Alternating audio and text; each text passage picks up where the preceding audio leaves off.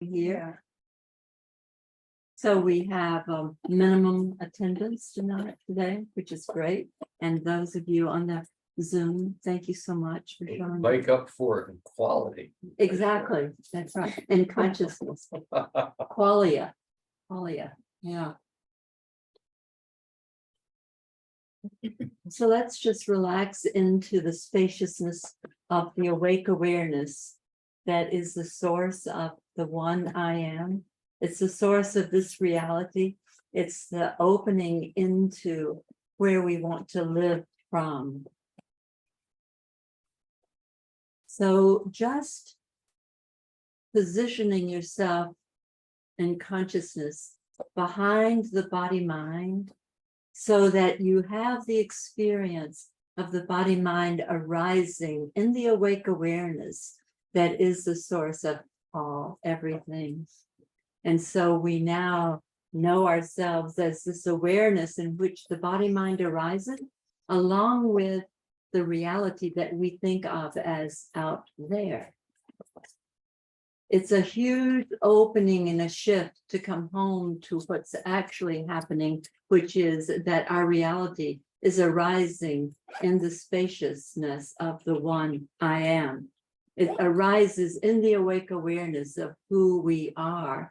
So we're never separated from it.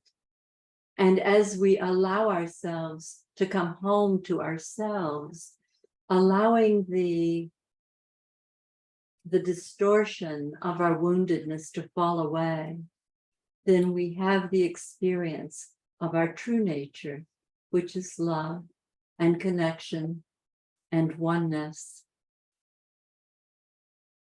And so it is. So now we'll just take 5 minutes of silence.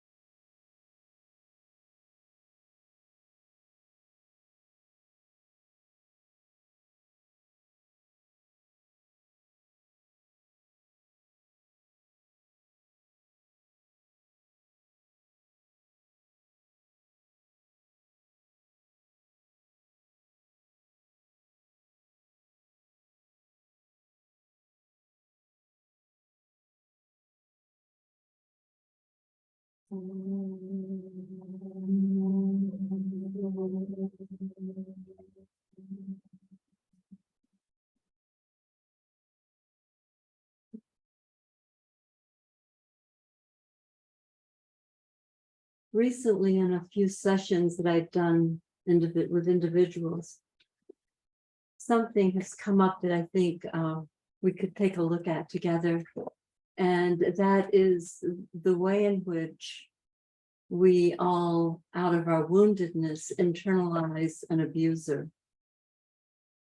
It's kind of like that voice that you hear in your head that says something like, "You sure screwed up that time. Why are you so stupid? What did you do? Why did you do that?" All of those admonitions that seem to be built in and that seem to have so much authority because they're our inner voice. The origin of that abuser, at least this is one concept about that, is when we were first wounded as children, when we believed that we'd done it wrong or that we were not good enough, whatever our wounded conclusion was, when that occurred, then what we began to do was install what I call the internal abuser so that it could help us not screw up one more time, so that it could be a warning, or it could be it turns out to be a critic, it turns out to be a judge, typically. But we believe that if we're calling ourselves on the problem or the error or whatever we did wrong, then we're taking care of that, we're taking up the slack. And I think that the undercurrent of that, or the subconscious hope, is that if I can call myself on it, then they won't. That if I can criticize myself, then I won't get it from out there as much. I'm not sure that, I don't think that's the whole story, but I think that's a facet of it. So that internalized abuser is the voice that we hear all the time. It can be called the inner critic, it can be called the inner judge, but it got installed early on in order to be a helper. It's no longer serves its purpose as you've come home to your true nature, right? But if it's still there, then that's a part of what needs to be discerned. That's a part of what needs to come into your awareness that's operative in your experience, that keeps you identified as a person. Because our greatest identification being a person is what we've done wrong, or how we've not been good enough, or whatever our wounded conclusion was. So we know that it's like I said, it served a purpose, but becoming aware of that is critical to this opening into true nature that we call waking up. It's absolutely imperative that you recognize and that you identify and that you are aware of that inner critic, that inner judge. Now, the subtlety sometimes, because this reality and our minds are caught in polarity, is that the subtlety sometimes of the inner judge is that if we're still projecting it out there onto somebody else, we may not experience it as being against ourselves. But like I always say, and the core part of what I teach is that all judgment is self-judgment. Without that judgment of self, you will not be projecting out there any judgment of others or circumstances or situations. So even if the inner voice is judging others, it's to pay attention and to get that if that's going on, whether it's self-judgment, the inner judge against oneself, the self-abuse, or whether it's projected out there with judgment of others, then it's all the same energy, and it's a frequency of separation.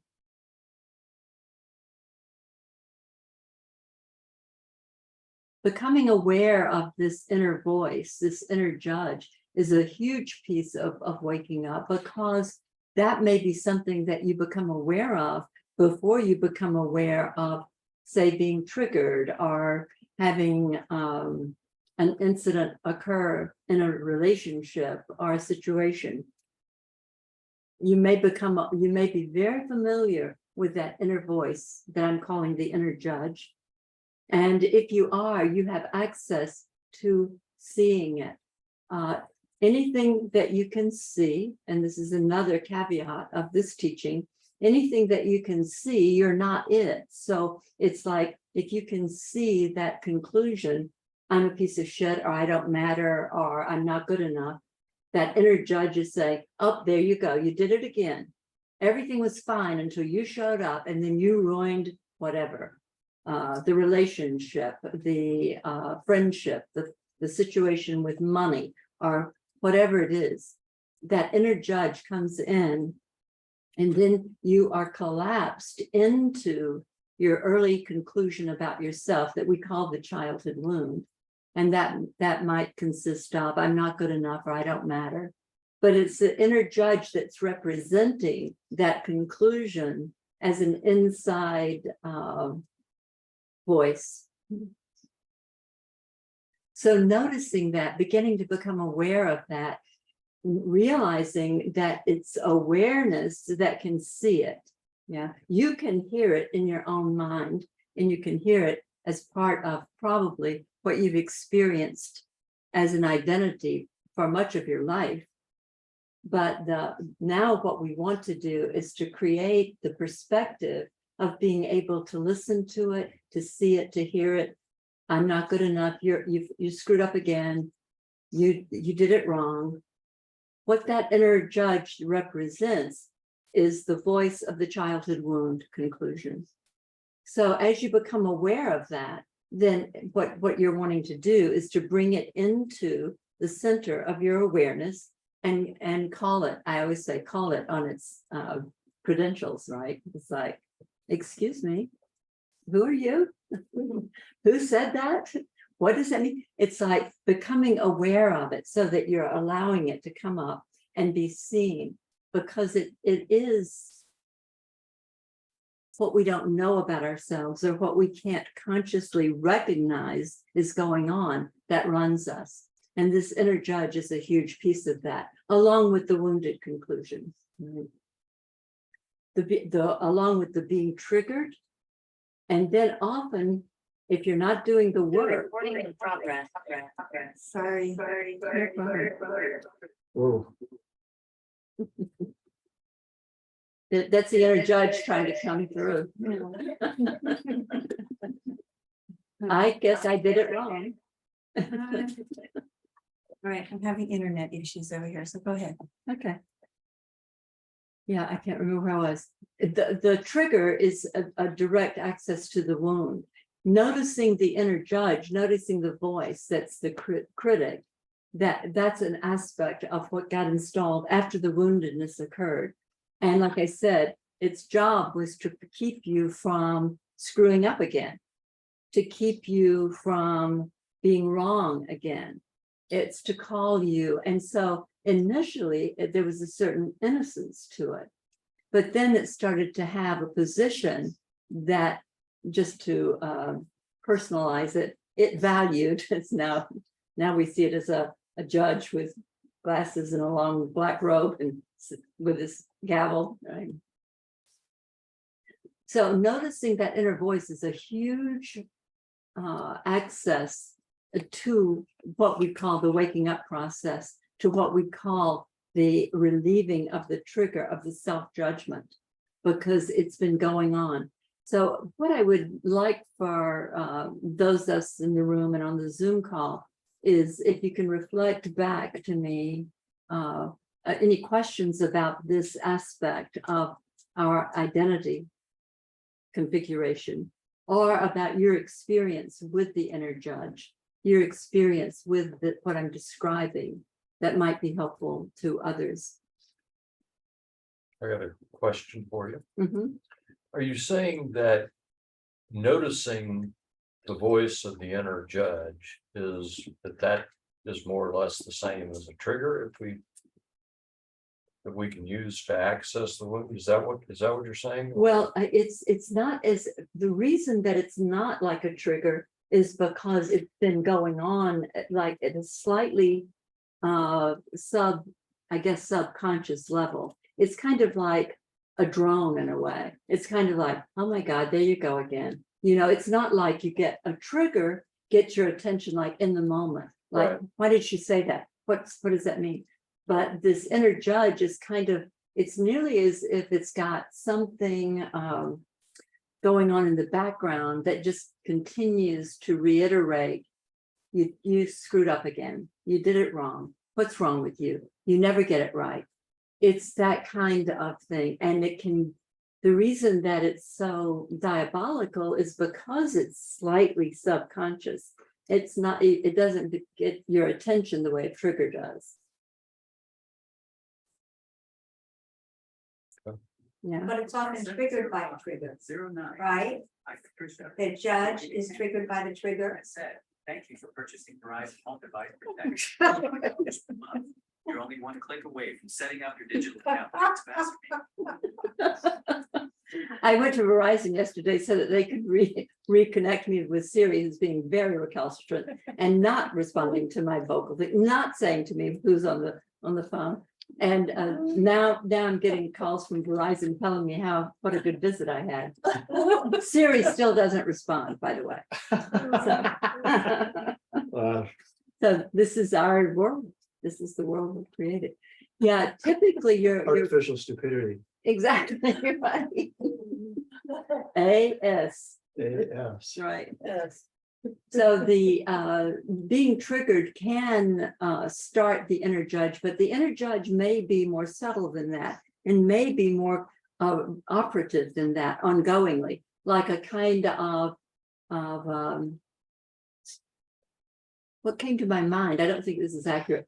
It's like nearly like a voice of a possession, you know, that's just slightly underneath your conscious mind, that's sort of like going on there all the time.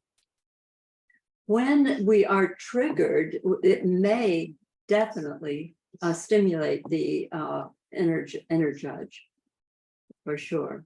It's like there, you did it again. You screwed up. You're so stupid. But the inner voice is the thing that keeps us going. It will tell you, you didn't do it right. You didn't do it hard enough. You slacked off.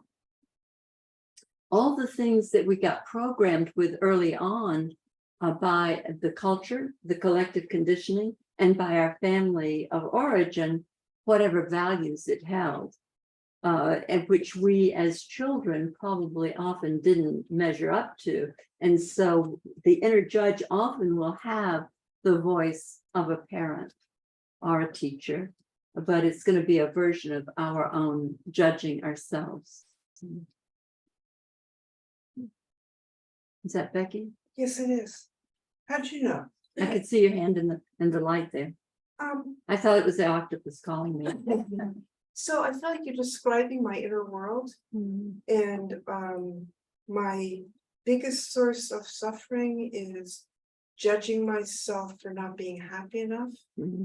And when I was younger, from age 12 to 33, I was overweight because I thought I was an unacceptable human being because I was fat. And then I find all these other reasons why I'm an unacceptable human being now, because, well, I'm afraid to be alone, or I haven't been in a relationship for a long time and nobody would want to be with me because if I really liked them, I would be too needy or addicted. And if I didn't like them, I don't want to be stuck with somebody like my father was stuck with my mother, Right. you know. And then, but I find that what the source of suffering is for me is mostly the second arrow, is judging myself, because I hold the belief that I should be able to roll with whatever happens in life and let it go by. And I'm not living my values, Polly. Right. Yeah, you're not living from who you in truth are. You're living from the early conclusion of a child. Well, that's stupid wrong. Well, see that there's the judge again. Right? Yeah. Thank you for seeing her. Yeah, so if you can see it, notice that this is what waking up means. It means beginning to know yourself as the awareness of the early childhood wound, the little fat girl or the little unacceptable naughty guy or whatever. It's like if you can see that, is it possible that you can identify with the awareness instead of with the object that it is aware of? Is it possible for you to know yourself as the awareness of all that pattern that you just described in such detail, which has run your life? I mean, sometimes, you know, I often say in the vernacular, you can have a shitty ass ugly baby, but it's yours, right? And so we have attachment to what we've created as less than, as not good enough, as threat, as whatever it is, yeah? So because it's our creation, we have a kind of allegiance to it, which is truly perverse because it does not serve us. And more truly, it's not who we are.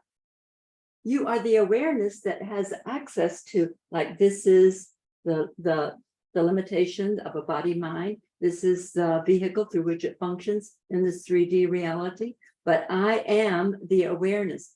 Consciousness without an object is often what we experience in the meditative state, right?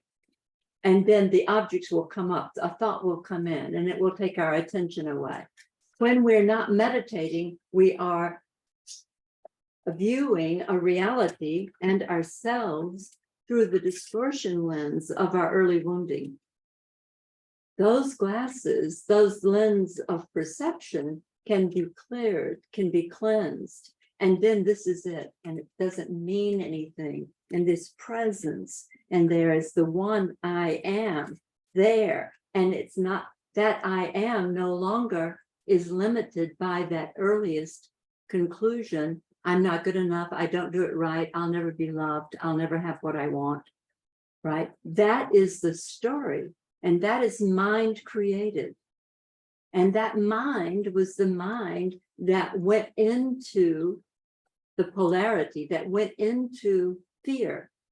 And it's out of that that we've collectively and individually created our own experience of a reality that's against us. But we are, with that inner judge, with that inner voice, we have internalized that in its most virulent form. The idea that you're saying to yourself those terrible things, what would we do if somebody else said it to us? And maybe they have, right? But then we think, why did they say that? That's not fair. Who do they think they are? But we've got it internalized. It only shows up out there because of in here. Yeah. So if you can see it, it's a creation. It's exactly like the octopus in your lap. I can't see it, but I know it's there. Yeah. And it's got the same kind of tentacles, right? It's like embedded itself into an identity and into all the limitation and the suffering that comes with those. We create it out of whole cloth. It's like we don't let in any of what would relieve us of that suffering, of that self-rejection. We want to let in the light. The reason that we're together here doing this work in consciousness is to let in the light.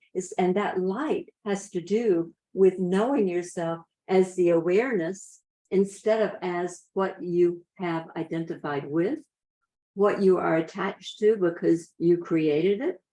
It doesn't, if you created it, you can dismiss it. You can let it go. What a concept.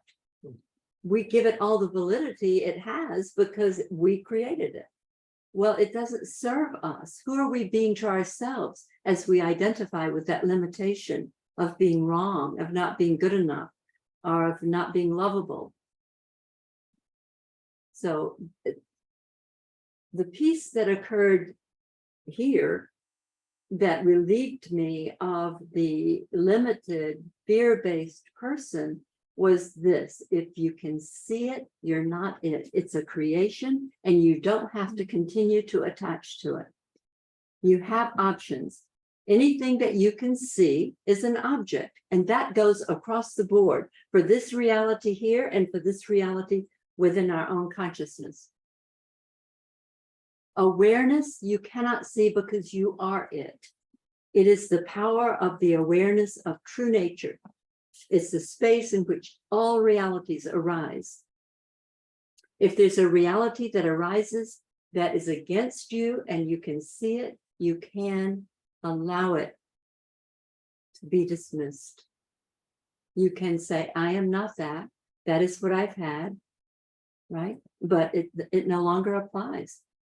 That voice that's saying that is your true nature. That's the awareness that you are. This is the work of waking up. The work of waking up is waking up out of the projected illusion that there's something wrong with me and that there's a problem out there, so that all of a sudden, this is it, and it doesn't mean anything. And this is where we start to use, as a part of this initial foray into true nature, we start to use the, what do I call it? I can't think of but the detachment. It's like the benign detachment from things. So this is just what's happening, and it's not about me. At a certain point, it's all this, and it's all me and mine, and not of any import. So that's how radical it gets. You see, waking up means coming out of the mind creation of polarity. So the polarities have collapsed. Our minds are accustomed to having polarity as a way to measure and to perceive and to value and to discount and to want and to reject. Polarity is the way of the mind. Language is the tool that it uses. Who we are in truth is beyond all of that. It does not partake of any of that. That is a way to describe what we call the fall, the separation from the oneness, true nature, and caught up in the mind, a fear-based mind that is best that's upheld and reified by language. Yeah, every word I say, you say, implies an opposite. So we're caught immediately on a polarity.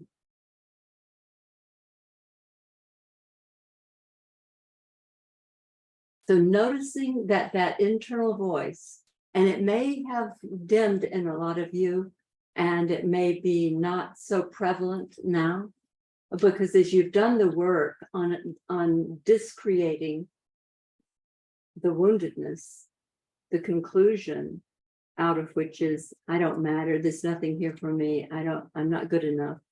When that has been to a certain degree worked on, dispelled, the voice will diminish. It will start to go away because its source is that wounded conclusion. The source of that internalized judge is the conclusion early on in the experience of the incarnating being of I'm not good enough.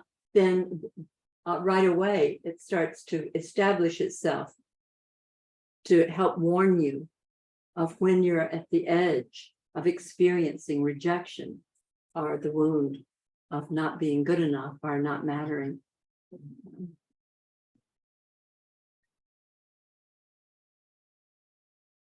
Well, that brings up, when I think of the judging part. Yeah.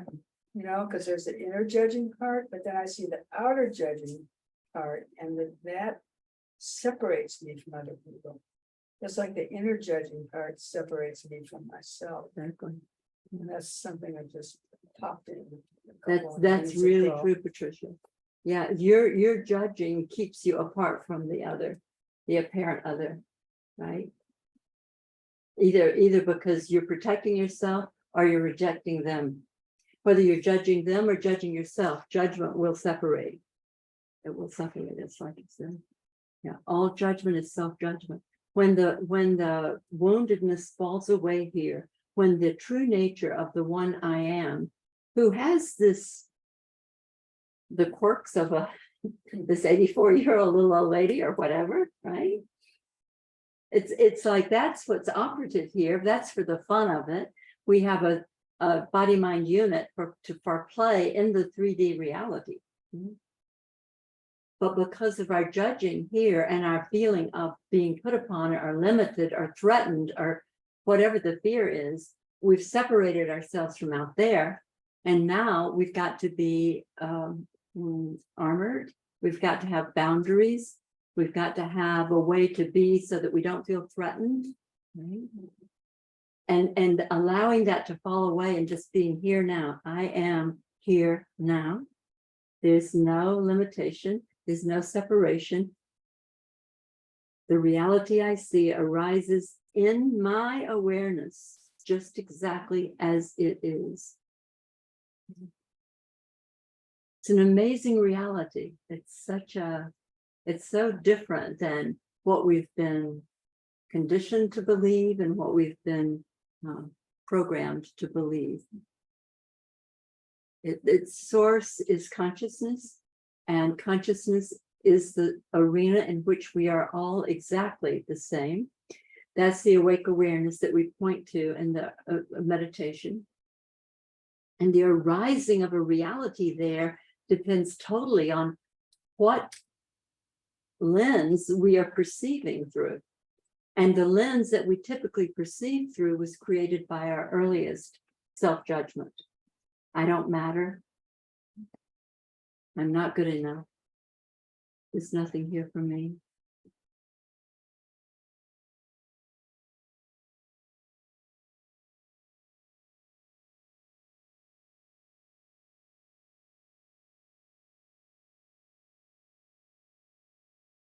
There's a lot of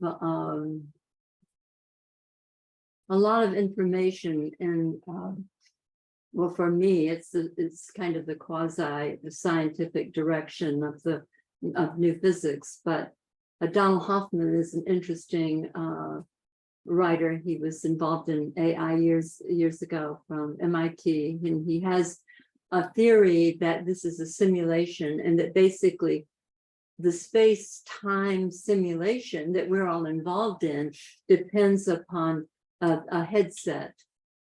In other words, we've got our virtual reality headsets for this reality. Now, what we do with that is that we distort the lens in this virtual reality headset by our consciousness, because that's what's operative. Always. That's the fundamental ground of all being, is consciousness, is awareness, without which you don't have bad, good, or indifferent, right? So as we have this sense of ourselves as being not identified with the body-mind unit, but having that as the vehicle through which to interact in this 3D reality, we become relieved of the fear. If you can see it, it's what you've got. It's not who you are. You can see this body-mind unit. You can observe it, right? In our meditation, you can position yourself as awareness behind and have this body-mind unit along with this 3D reality arising in the space of your true nature as awareness, right? It's what you've got. How it shows up depends on your distortion field. Your distortion field is created by your early conclusion about yourself, that you're not good enough, or you're not the one, whatever that is, right? And then that's the information that will show up in your reality. That's how powerful we are. And that is the frequency of fear that comes with the rejection of ourselves and out there. That's the frequency that creates the distortion. As that frequency falls away, because the identity clears, the lens of perception clear, then the frequency of the reality shifts and we have a new reality.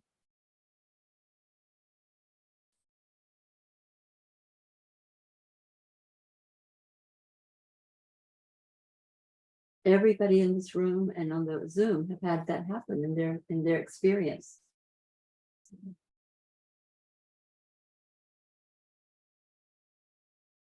Are you waving at me, Patricia?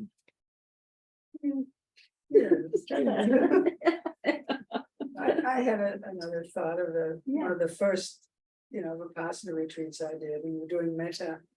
And I'm picturing myself as this young girl saying nice things, and back at me goes, "You're horrible. Where have you been?" I mean, all this horrible stuff coming back at me. And it was such a great thing to see that,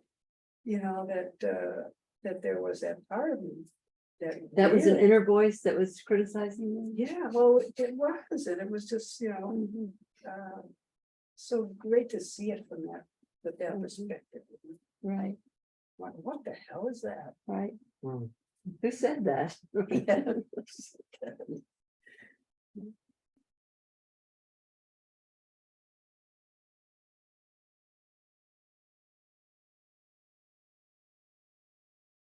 Who was it? The gentleman that wrote the book that talked about the virtual reality headset? His name is Donald Hoffman, and the book is The Case Against Reality. He works for Meta. That's right. Yeah, The Case Against Reality.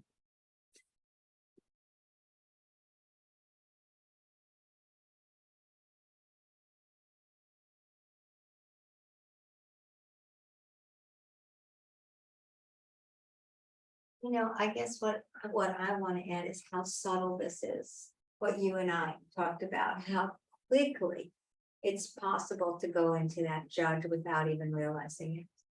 So that if I notice that there's a trigger and then there's a conclusion. Mhm. And I'm not even aware of this process very much. I know I'm triggered and usually it's somebody else's fault. Right. And then if I bring it back, then I see the conclusion.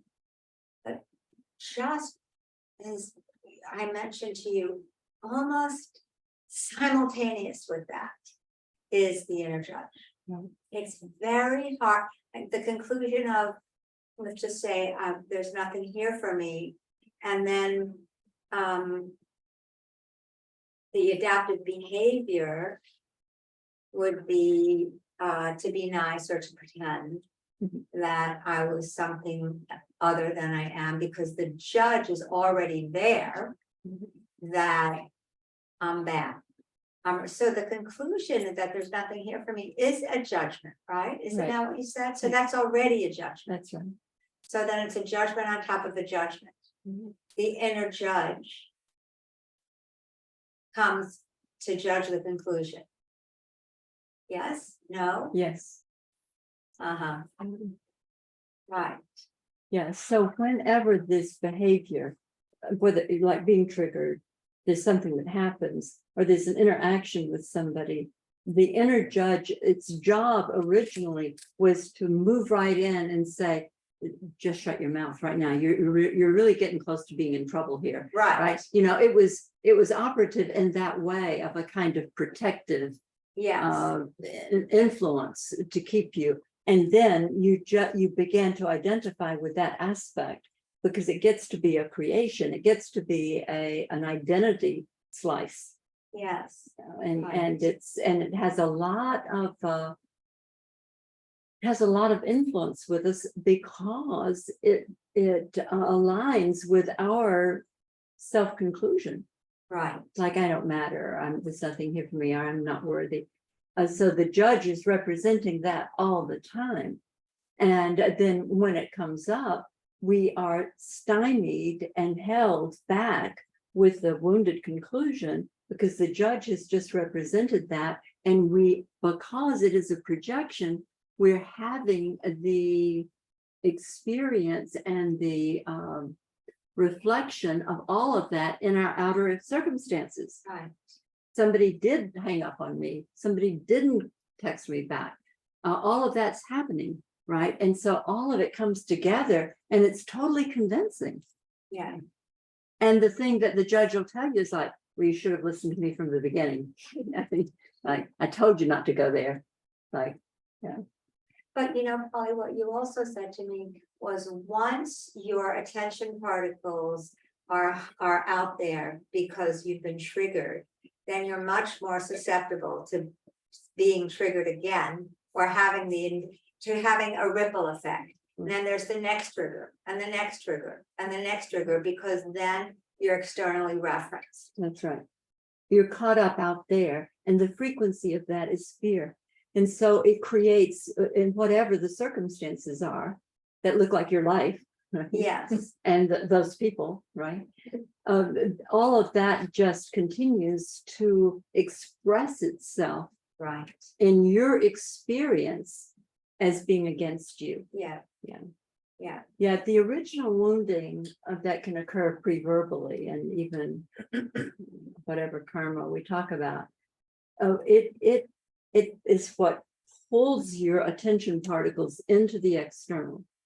So away from yourself and into the external. And now the external has sway in the matter of your experience. Looking like mommy didn't pick me up on time, or I didn't do it right. And all of that self-judgment starts to get installed. And then it becomes the inner abuser, right? it feels very subtle and not so subtle at all. It feels like a hammer and subtle too, Right. because it happens very quickly. Yeah, I think it's sneaky Sneaky, thank you. and Sneaky. impacting. Yes, Yeah. right.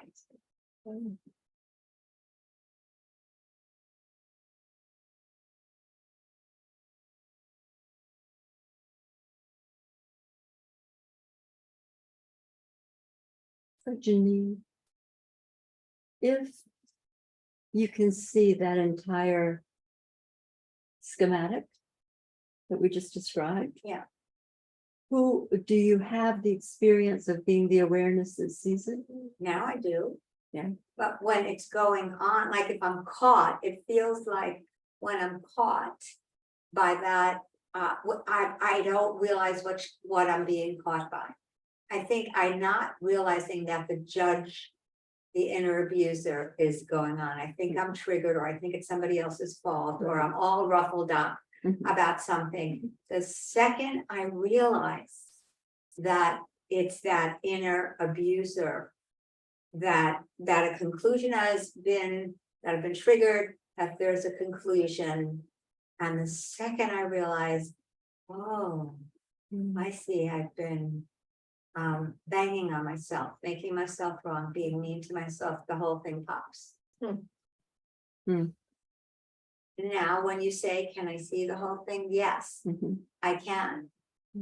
In the moment, it's such a familiar thing that I just feel, like, I don't know if you ever saw that Jackie Mason TV program where he goes around with his fists open like this and just kind of like, punching everything. That's what I feel like. I feel just kind of loosey, like, I don't like anybody. I don't like anything. I need to be by myself now. But what I don't realize is that I'm judging myself. Right. That's what's creating that. Right. Yeah, that's the turn that makes all the difference. Yes. Whenever you get to it, but it'll come more and more quickly once the light is on this process, this dynamic, that all judgment is self-judgment. It simply starts to feel ineffective, because it starts to feel ineffective to try to make it be out there and then to try to correct the problem out there. Right, that's what you said. It's never gonna work to correct the problem out there. Even if somebody says, I'm deeply sorry, I'll never do it again, I was a total jerk, it doesn't matter. No, it doesn't. I mean, it's nice. It's a nice thing, but it doesn't correct it in here. So the answer is never out there. And that's why often we have the experience of an apology or a mea culpa or whatever that's coming back towards us being not very satisfying. Yeah, right. Yeah, it's like it's kind of empty in a way, because there's a knowing within us. We can't ever get away from who we in truth are, even though we cover it over with all kinds of identities and projections and difficulties. The reality of who we are, especially those people like us who are being pulled into a shifting dynamic in this reality. I mean, people like us are here to recreate the reality. We're here to redream the world out of a frequency of fear and into a frequency, and it begins with deep, loving, compassionate self-regard. I think that is the amazing thing, the key. That is the key. Yeah. Yeah, and then there's freedom. Exactly. Yeah. And that's where the language falls apart, because it's not the polarity that it sounds like. Right. It's the Yeah. fullness of that whole opening Yeah. of the frequency of love. Of love. The higher octave of love, as you. That's right. It's so the opposite of this whole idea that we're taught that we're born bad, that we're born in sin and we have to do something to be okay. So we have to come out of that. And it's just there. Yeah, it's hard to know all of the origins of that particular collective conditioning strand. But there's a way in which I suspect it came out of the idea of reincarnation and a karma. Even what I understand about incarnation and the experience of incarnating is that you don't incarnate into this particular 3D reality without the frequency that it predominates here, which is one of fear. So it's like, I think of it as a soul packet that has a matching frequency, and you come in. So I don't believe you come in tabula rasa. You don't come in with a clean slate like that. Unlike Wordsworth would like us to believe, you don't come in trailing clouds of glory. The reason we show up here is because we've got this work to do. And we have this work to do on behalf of the possibility of a new heaven and a new earth.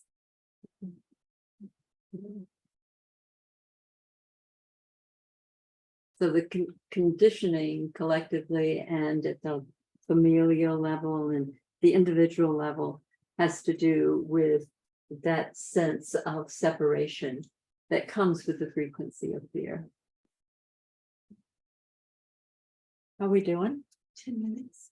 We got 10 minutes. Who's up? Have we lost all of our people in No, Zoom? they're on Zoom. My computer doesn't have internet, so if you want to speak, just go ahead and unmute yourself. And start talking.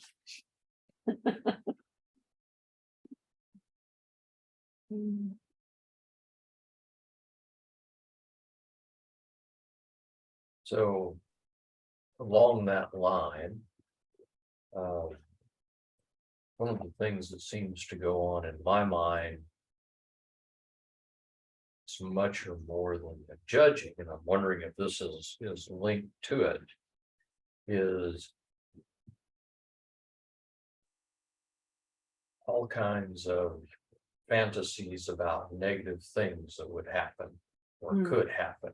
Interesting. You know, the next person that comes in the driveway could just as easily hit that pole out there and knock the, you know, and then I have this thing goes on where some, you know, and so as soon as I recognize that, I'll go like, you know, it's just that's something we got to stop. But how is that linked to the judge?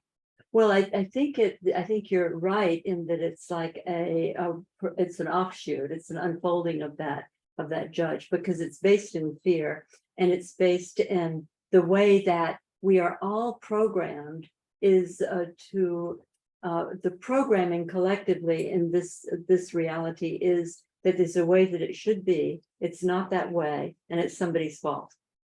Yeah, so our minds are caught in seeing things could go wrong, things could get screwed up out there, and then what's going to happen? And it's like it's like the mind just goes into a kind of downward spiral with that.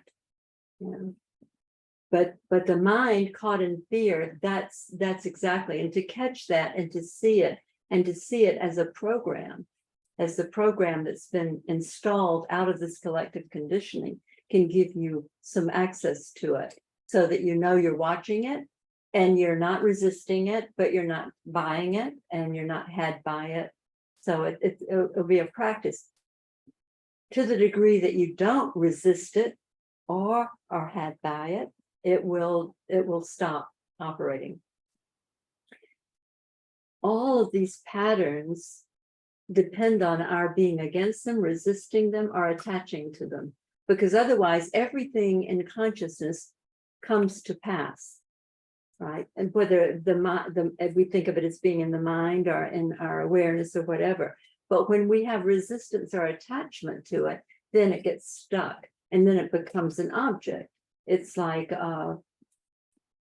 it's like a golem, or it's like a little being that's like, oh, but you didn't think about that, and you didn't do that right. Now what's going to happen? I bet they're going to hit the pole. They're going to knock down the carport. It's going to happen, right? And so it's like to just watch that with a sense of humor, and like, I mean, all of us can observe ourselves as the fools that we are, right? and relieve our judgment that way. So just as you got started in that, you said that it starts with, we think there's a way it's supposed to be. Right. Mhm. Well, that's one of the most basic of the That's- illusions. That's right. That's exactly. That there's, That's why. because of course there's a way it's supposed to be. Yeah, and we should have asked you about that, right? You know, See, each of us thinks that there's a way that it should be, and that we're the arbiter of that, right? We can let you know what that would be. Right? Yeah, that's a part. Of course, your carport should stand there. yeah, but It shouldn't be bumped into. Yeah. it's kind of hard to wrap your head around that there's not a way it's supposed to be. Mm, Yeah, that's a. That's radical. It is what it is. And it's not for our minds to know that what it is. And that's the elevation of the rational analytic mind is what has us in a position of thinking that we know the way that it should be. And then we can make the equation, and we can make the judgment. And that's when we get caught believing what we think. What you think has never served you. Thinking is a function. If you got to make a budget, or if you got to make get a ticket or whatever, then thinking is that the rational analytic. But Ian McGilchrist wrote an amazing book that has to do with neurological brain function, called The Emissary and His Master.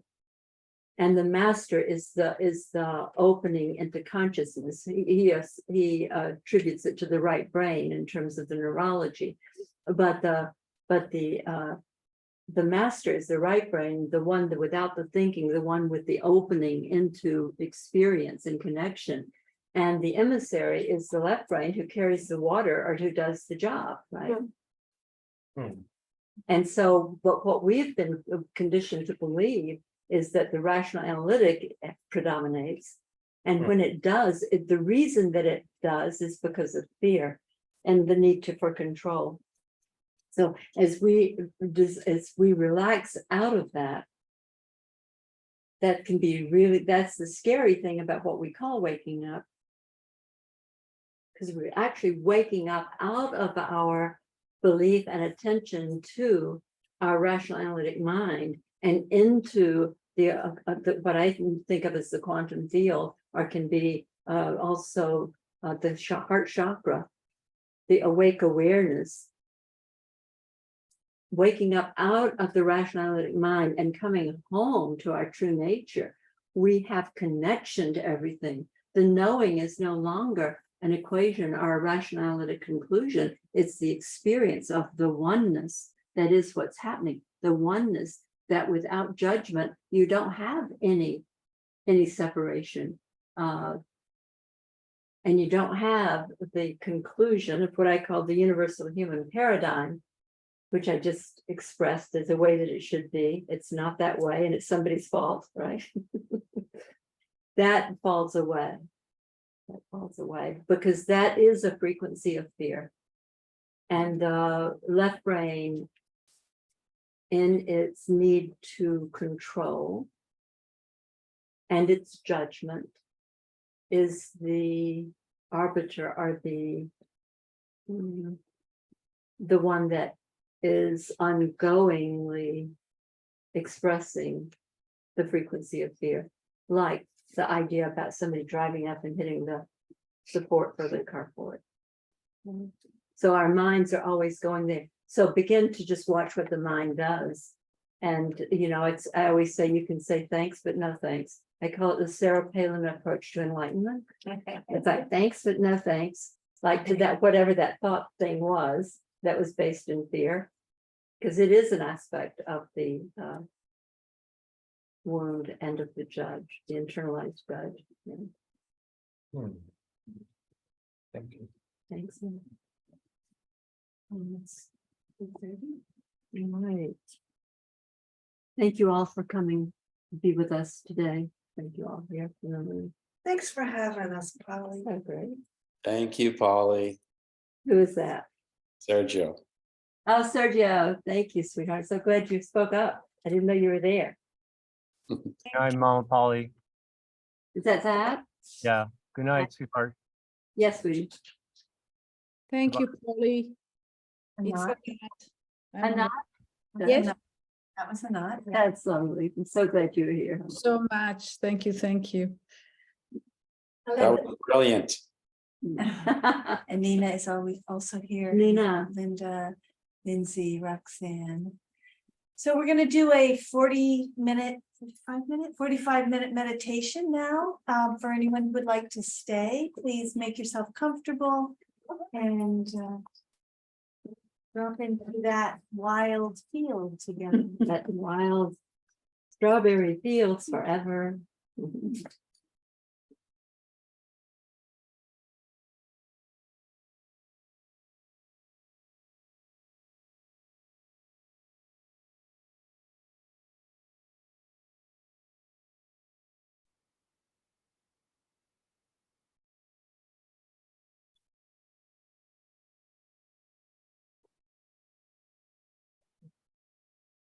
Okay, starting the meditation now. All right.